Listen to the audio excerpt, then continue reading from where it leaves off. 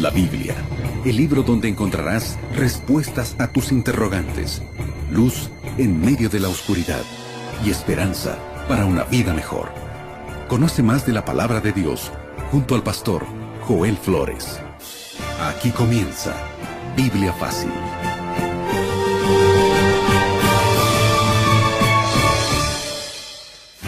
Y así comenzamos un nuevo capítulo en esta temporada de Biblia Fácil, Evidencias. Cada capítulo realmente nos ha llenado de intrigas, de preguntas, pero también respuestas, basadas sobre todo en la palabra de Dios. Y además hemos visto algunos argumentos filosóficos y científicos que todo lo que hacen es afirmar y reafirmar nuestra confianza, nuestra fe en Dios. Bienvenido, está comenzando Biblia Fácil, nuestro abrazo y nuestro cariño para ti.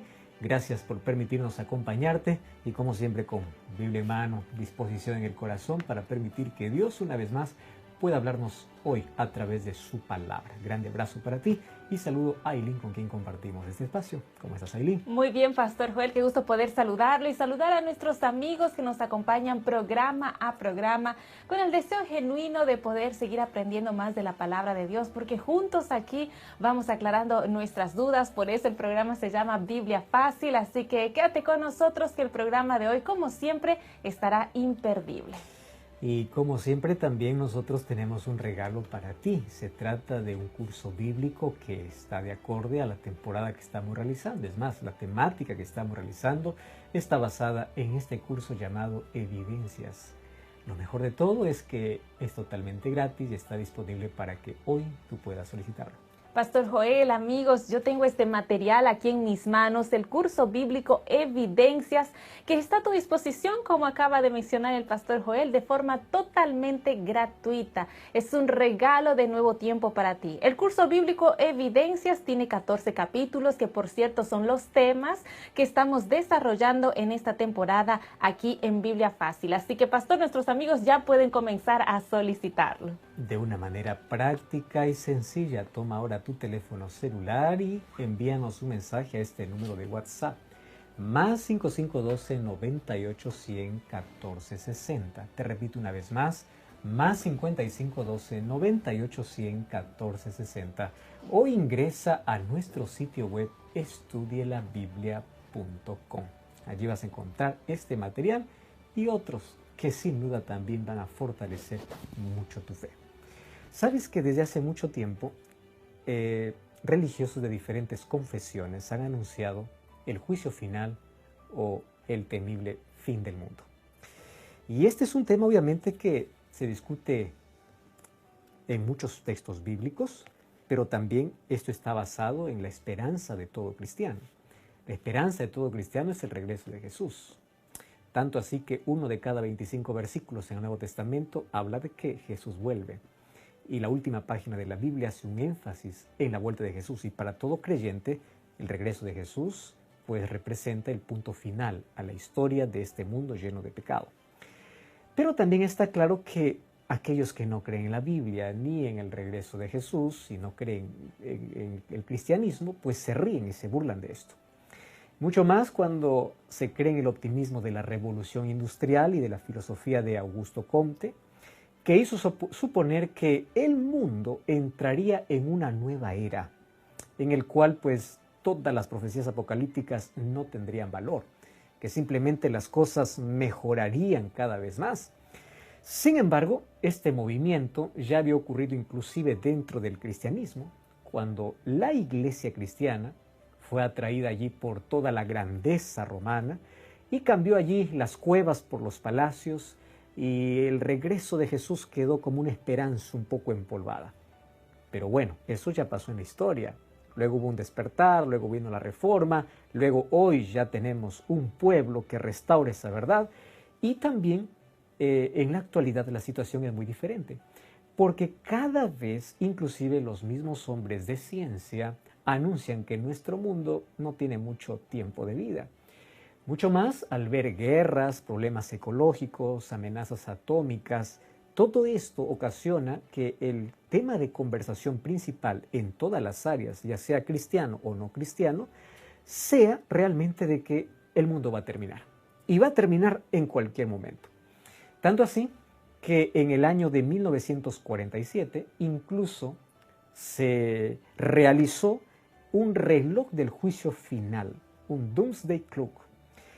Esto fue fabricado simbólicamente, un reloj que marcaba más o menos cuánto faltaba para la destrucción catastrófica que vendría sobre el mundo. Y esto obviamente estaba marcado por la medianoche figurativa. Resulta que el comité que realizó este proyecto ya cambió los minutos por lo menos 24 veces de acuerdo a las amenazas climáticas que vienen a resultar en daños irreparables para nuestra vida. Para tener un poquito de idea cómo esta gente, no es cristiana obviamente, sino que están viendo los cambios, las guerras, los conflictos y las cosas que ven en el mundo, cómo están adelantando cada vez más el puntero de este reloj, porque cuando llegue la medianoche, pues significa que hay una catástrofe mundial.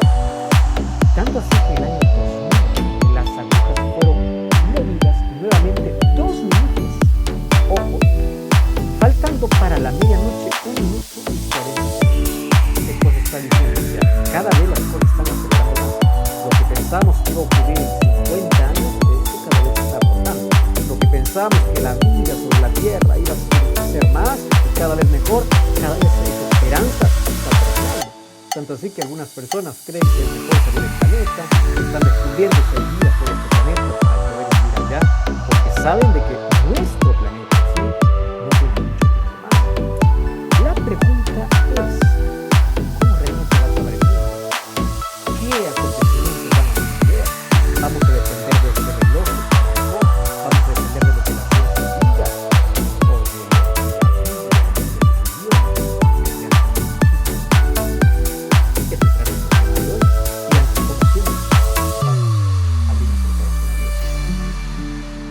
Querido Dios, gracias porque hoy al enfrentarnos ante una pregunta tan intrigante, también encontramos respuestas convincentes en tu palabra. Y la Biblia ya nos revela cómo será el fin de nuestro planeta. Permite que esa esperanza pueda hoy realizarse en nuestro planeta. Cada día podamos encontrar nuevos motivos para vivir, para continuar, sobre todo la esperanza de que todo será. Vamos a ver la palabra.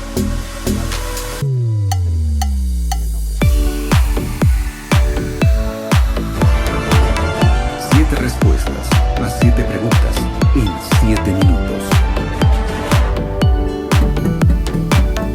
Y es así como comenzamos este segmento para ya también comenzar a desarrollar el tema del día de hoy con el pastor Joel Flores y con Biblia en mano, por supuesto.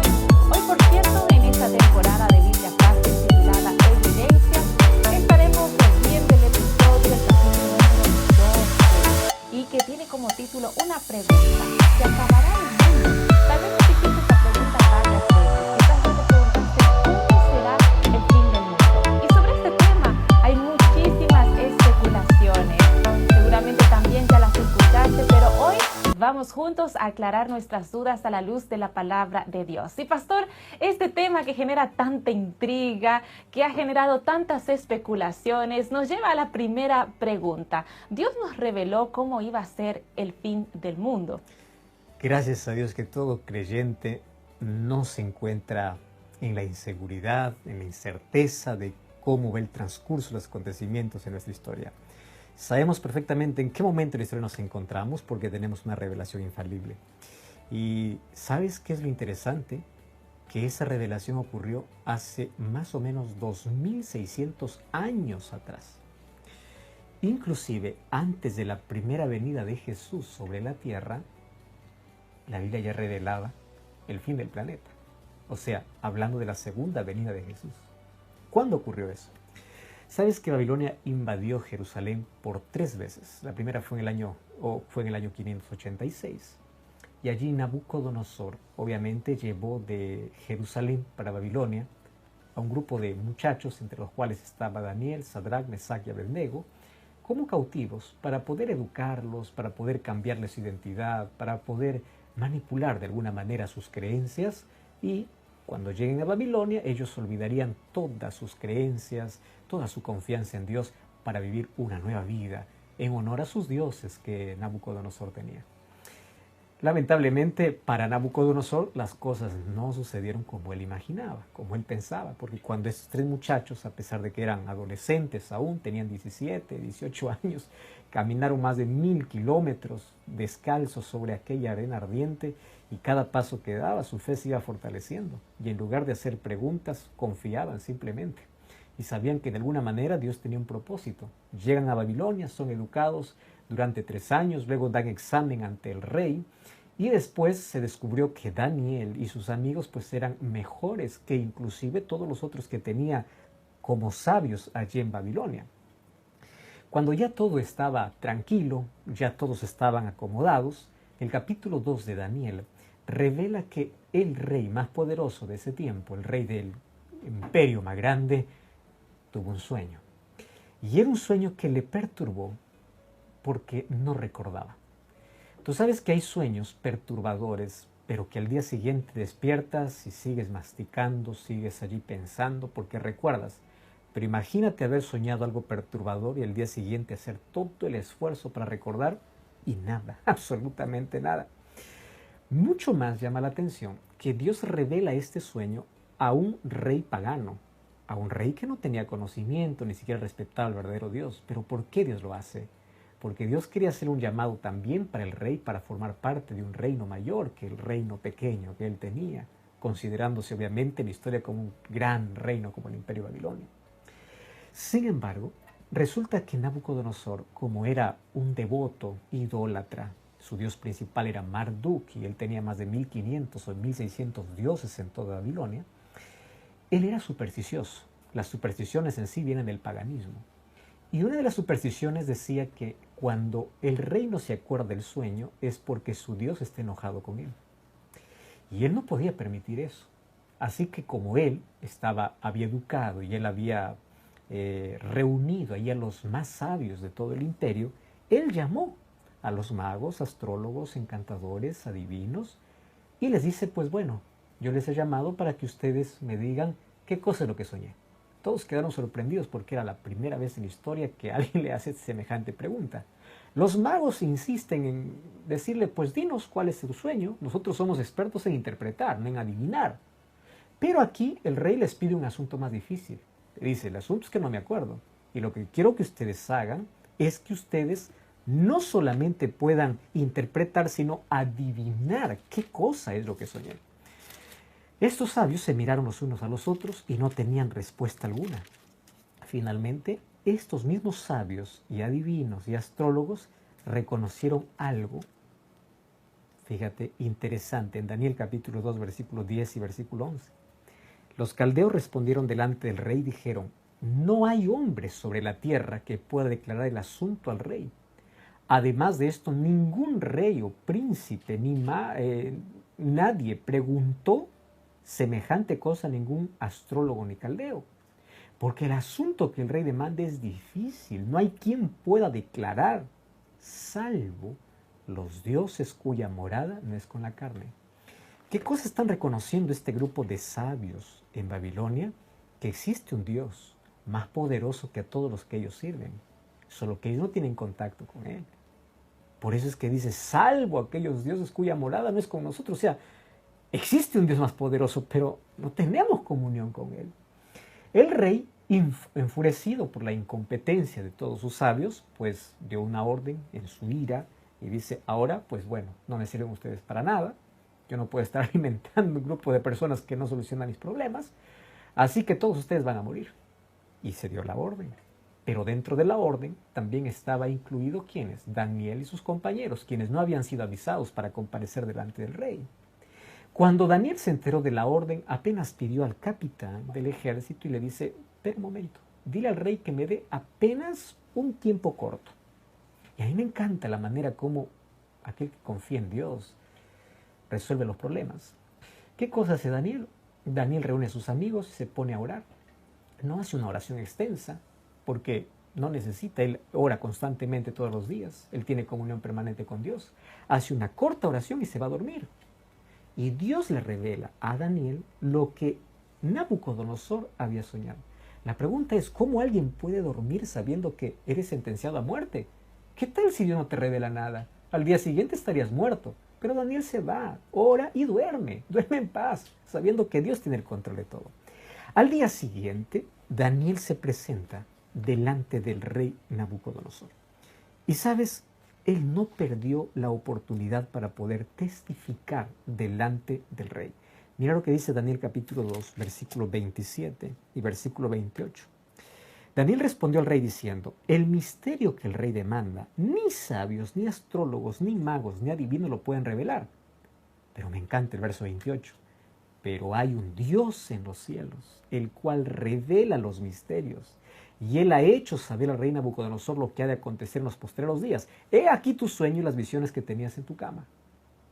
Qué interesante. En otras palabras está diciendo: mira, Nabucodonosor, tus dioses son inútiles. Hay un Dios en el cielo que puede hacer lo que ni siquiera tus sabios pueden hacer, porque tienen contacto con aquellos dioses. Puedes tener 1500 dioses, pero para nada sirven. Hay un Dios en los cielos que revela los misterios. Ahora te voy a revelar. ¿Y qué cosa es lo que había soñado Nabucodonosor? Pues nosotros hoy conocemos que Dios había revelado a Nabucodonosor más de 2500 años de historia en una estatua. Una estatua que tenía 4 metales totalmente diferentes. Una cabeza de oro, los pechos y los brazos de plata, el vientre de bronce y luego las piernas de hierro y los pies de hierro con barro cocido. Esos eran todos los metales.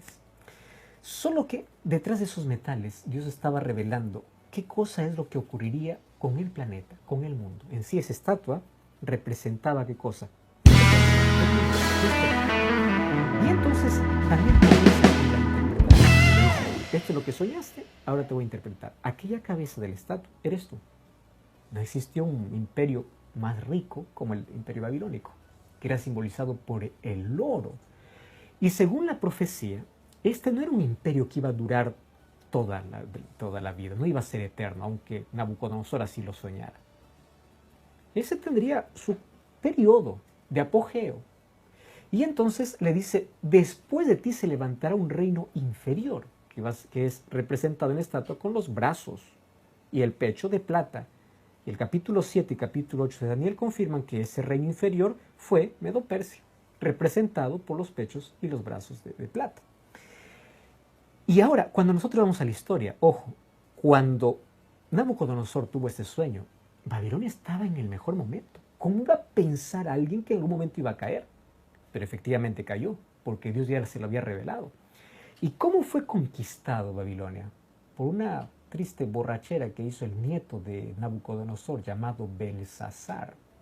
Estaba bebiendo con todos sus príncipes, y allí en su locura mandó traer los vasos sagrados del templo que habían traído de Jerusalén y comenzó a beber, burlándose contra Dios. Sabiendo todas las cosas, él se burló directamente. Y esa fue la última noche en Babilonia. 68 años más o menos duró todo el imperio babilónico hasta que fue conquistado por los medos y los persas que se habían aliado. Y allí estaba Ciro y Darío, que desviaron el río Éufrates y entraron para conquistar a la ciudad. Y a partir de allí Babilonia pasó simplemente a la historia. Iba a formar parte del nuevo imperio. Ahora, el nuevo imperio, representado por los medos y los persas, pues también eran buenos constructores, así como era Nabucodonosor con Babilonia. Tanto así que se habla del palacio de Susa, por ejemplo, que fue levantado por Darío I, y dice que esta construcción llevó 40.000 talentos de oro, o sea, más o menos 1.200 toneladas de oro, para poder construir un templo. Pero aún así no llegó a la gloria que tenía Babilonia. Imagínate, porque Babilonia era la cabeza de oro. Pero también en extensión fue demasiado grande, se expandió demasiado. Se expandió desde la India hasta Grecia y el sur de Etiopía. Estamos hablando del imperio medo-persa. Ahora fíjate, total era unos 8 millones de kilómetros cuadrados que estaban divididos en 127 provincias. Ya con los medos y los persas comienza la organización de provincias y alcaldes. Desde ese tiempo, 8 millones de kilómetros cuadrados era demasiado. Pero por más extensión, por más poder y por más gloria, la profecía decía que tampoco Medo-Persia sería el último imperio. Después de este vendría otro imperio representado por el vientre. Y ese vientre representaba el imperio griego, que era vientre y muslos. Ahora, es interesante que este imperio estaba representado pues por el bronce. ¿Y qué cosa es lo que sucedió? ¿Quién es el que aparece como figura en el imperio griego? Todos conocemos por la historia la figura de Alejandro el Magno. Pero lo importante de recordar en esta historia es que Dios había revelado incluso la existencia de Alejandro el Magno 2 siglos antes de que él existiera, porque Dios es omnisciente y él a través de la profecía lo reveló. ¿Quién fue Alejandro Magno? Alejandro Magno, con apenas 20 años de edad, él fue obligado a asumir el reino en lugar de su padre Felipe. Felipe, su padre, fue asesinado en una batalla contra los persas. Entonces, el único heredero que quedaba era Alejandro, pero apenas tenía 20 años. Pero su corta edad lo hizo actuar con tanta locura que el año 336, con apenas 8 meses de gobierno, Alejandro con sus 35,000 guerreros había recorrido más o menos 8,200 kilómetros dominando todo lo que encontraba en el camino. Imagínate, con solo 20 años y con 35,000 guerreros, más de 8,000 kilómetros recorridos. En el año 334, él derrotó allí al ejército persa en Gránico y al propio Darío en la batalla de Isos. Por eso es que el imperio griego comenzó a dominar al imperio medo-persa. Y en solo 5 años, Alejandro se había convertido en el señor de todo el imperio. Un imperio poderoso. Pero Dios había revelado que Grecia también no estaría hasta el fin, porque se levantaría otro imperio. Ahora representado por las piernas de hierro, que representa Roma, que comienza su hegemonía desde el año 168, cuando derrotan a los griegos en la ciudad de Pidna. ¿Y por qué derrotan? Claro, Alejandro Magno murió muy joven. 4 generales dividieron el imperio se debilitó, apareció Roma y los conquistó. ¿Y por qué representado por el hierro? Porque Roma fue el imperio más cruel, el imperio más sangriento de todos los tiempos.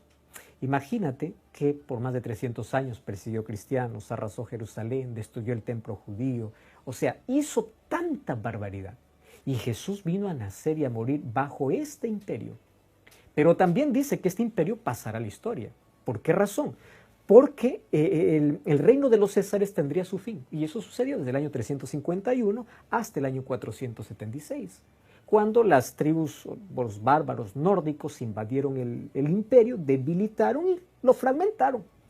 Y Roma, de ser la mayor potencia, la más cruel, la más sangrienta, pasó a ser fragmentada. O sea, un reino dividido. Y todas esas tribus, al dividir el imperio romano, ¿qué cosa hicieron? Lo que hoy es el mapa europeo. Ahí estaban los germanos, los francos, los burgundios, los suevos, los anglosajones, los visigodos. De todas esas tribus, ¿qué cosa salió? Europa occidental. De allí salió Portugal, España, Francia, Italia, Alemania, Inglaterra y Suiza. O sea, todo eso salió como resultado de la fragmentación de Roma. Si te das cuenta, las profecías son exactas, incluso para los escépticos, aquellos que no creen en la Biblia o no quieren creer en la Biblia. Si tú les explicas Daniel capítulo 2, no tienen ningún argumento para discutir que esta es la palabra de Dios. ¿Cómo es que Daniel, 6 siglos antes de la venida de Jesús, de la existencia de Roma, antes de todo, ya sabía la sucesión de imperios, a no ser por revelación divina? Y mucho más porque ahora la Biblia es una fuente confiable al ser confirmada su historicidad por diferentes hombres de ciencia, por arqueólogos, y etcétera, etcétera. Entonces, se cumplió exactamente todo. Nosotros literalmente estamos viviendo en la última etapa de la historia, que está representado por los pies. Porque después de esto vendrá el fin de este planeta. Y este fin también es revelado dentro de este sueño. Pastor, es realmente impresionante ver cómo la historia va confirmando las profecías, confirmando aquello que la Biblia dice. La Biblia definitivamente nos da tanta luz que fuimos viéndolo a lo largo del estudio. Usted lo acaba de resumir de una forma tan sencilla y realmente no hay como dudar de la palabra de Dios. Ahora usted ya mencionó todos los imperios, que todos los podemos ver en los libros de historia. La pregunta es, ¿será que realmente se va a levantar quizás un próximo imperio, un imperio final? Eso fue el sueño de muchos. Intentando incluso contradecir, porque después de las piernas de hierro, pues obviamente solamente quedan los pies. Entonces alguno dice, vamos a contradecir lo que la Biblia dice, vamos a levantar un quinto imperio y vamos a decir que Daniel no sirve. Y los intentos han continuado. Sabes que en la historia hubo varios intentos, inclusive para unificar Europa. Y ninguno de ellos se concretizó. Por ejemplo, Carlos Magno, Carlos V, Napoleón Bonaparte, Guillermo II, Adolfo Hitler. Todos hicieron su esfuerzo y cuando estuvieron a punto de lograr, no se logró, no se pudo. ¿Por qué razón? Porque la Biblia es clara. No habrá un quinto imperio humano. Tú sabes que la frustración, incluso que existe hoy con la llamada Comunidad Europea, muestra su fragilidad, porque cada vez entran y salen miembros.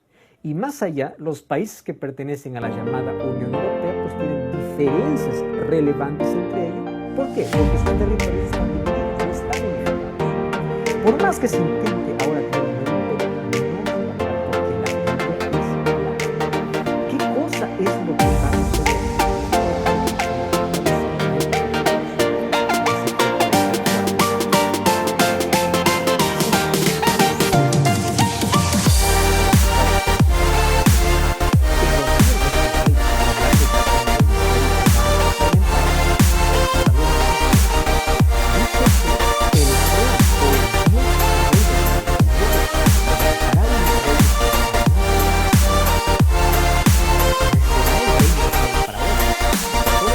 Fueron reinos conquistados, sino que desmenuzará y considerará a todos estos reinos y permanecerá para siempre. Pero ¿cómo es que lo representa este final de la historia? Versículo 45. De la manera que viste que el mundo fue cortada una piedra, no como el mundo, la cual desmenuzó con hierro, bronce, plata, barro, plata y oro, gran Dios ha mostrado reinos de que hará representar y el sueño verdaderos. ¿Qué cosa es lo que pasa en dentro de ese universo estaba conquistado completo, cabeza y pies? No golpeaba la cabeza, porque la cabeza no era la historia, golpeaba los pies. Y al golpear los pies lo dejó sin nada. Como no había donde sostenerse, le estaba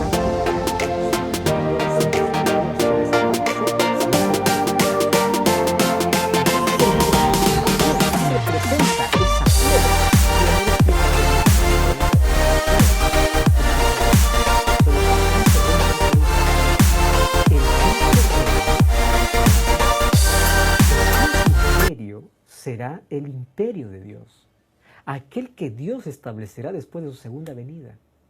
Entonces, si nosotros nos ubicamos en la historia, ya todo se cumplió lo que Daniel mencionó. Si nosotros nos encontramos en la parte final, la parte de los pies y los dedos, solo estamos esperando la piedra. ¿Y qué representa la piedra? La venida de Jesús. Por eso es que dentro del contexto de toda la historia, nosotros estamos viviendo en la parte final, en los momentos finales de la historia. Y eso debe causarnos tanta alegría, porque esa piedra no cortada con mano de hombre no representa una destrucción total, representa salvación para los que creen en Jesús. Y de esta manera Dios le estaba mencionando a Nabucodonosor, todos los reinos pasan, yo te invito a un mejor reino. De esta manera Él estaba diciendo incluso al rey, tú puedes formar parte de este reino. Y esta es la invitación que Dios hace para todos. Tú puedes formar parte de este reino. Un reino sin dolor, un reino sin muerte, un reino sin corrupción, un reino distinto. Y para formar parte de ese reino, necesitamos aceptar a Cristo en la vida, aceptarlo como nuestro Salvador. Necesitamos que Cristo sea la mayor realidad de nuestra vida. Que hoy Jesús pueda entrar en tu vida, limpiar tu vida. Que hoy tu corazón esté dispuesto a aceptarlo. Y a partir de hoy podamos prepararnos para aquel reino. Maranata, Cristo viene, y que tú y yo podamos formar parte del reino eterno. Podemos orar. Gracias, Señor, por tu palabra. Gracias porque a través de la historia, a través de la profecía, comprendemos con exactitud el plan que tienes para nuestra humanidad. Y esto nos llena de esperanza, porque más allá de lo que el ser humano pueda levantar y pueda hacer, todo cae. Mas nuestra esperanza está en las promesas que nunca fallan, en las promesas que son inconmovibles, son inmutables, en aquellas promesas que son reales. Y hoy aceptamos esa promesa en nuestra vida. Queremos que Jesús entre en nuestro corazón y nos prepare para ese reino eterno. En el nombre de Jesús. Amén. Amigos, con la esperanza de que Cristo muy pronto volverá, es que llegamos al final de nuestro programa. Pastor Joel. Que Dios te bendiga y hoy quiero invitarte para que tú puedas buscar una iglesia adventista del séptimo día, para que juntos podamos seguir preparándonos para ese encuentro con Jesús. Hasta la próxima. Dios te bendiga. Así concluimos Biblia Fácil. Continúa en sintonía de Radio Nuevo Tiempo, la voz de la esperanza.